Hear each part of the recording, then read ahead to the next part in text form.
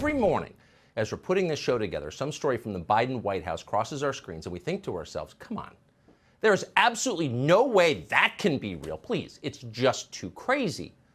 And of course, pretty much every morning, what we had assumed was a joke turns out to be entirely real. It's actually happening. The Biden administration really is that crazy. They really are firing thousands of nurses in the middle of a pandemic, firing thousands of cops in the middle of a crime wave. And yet, even by those impossibly high standards, we can confidently announce tonight that we have just read the single most deranged news story ever printed in this country.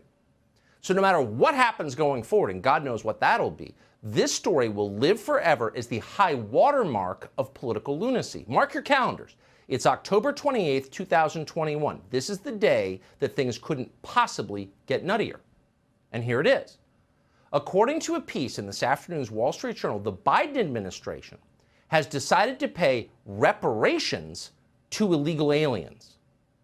In other words, foreigners who came here without invitation, who came in willful violation of legal statutes passed by our Congress per our Constitution, those people are about to get a groveling apology and huge amounts of cash. Why? Because our government dared to enforce its own laws, which now apparently is immoral. So the Biden White House is going to pay criminals for committing crimes. It's almost impossible to believe that's real, but it is real. According to the Journal, the administration plans to, quote, offer immigrant families that were separated during the Trump administration around $450,000 a person in compensation. The U.S. Departments of Justice, Homeland Security, and Health and Human Services are considering payments that could amount to close to $1 million per family. $1 million per family for illegal aliens at exactly the moment that American families are becoming noticeably poorer by the day. You won't be surprised to learn, according to the paper, that nearly 1,000 reparations claims have already been filed. Why not? The total payout from all this? More than $1 billion. So how much is that exactly? Well, let's see. If you're an American citizen who is killed in a war defending your country, our government promises to send your family $100,000.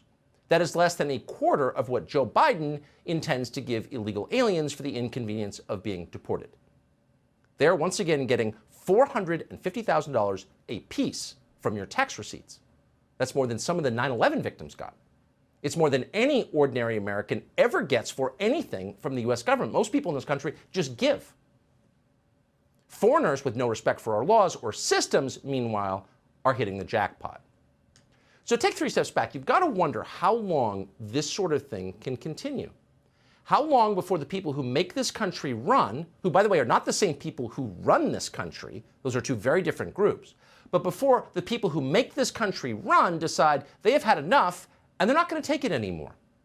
Why pay your taxes at this point? Seriously. It's too insulting. It's too destructive. It is evil. Now, who knows how long it's going to take to get there, but at this rate, it's coming quick.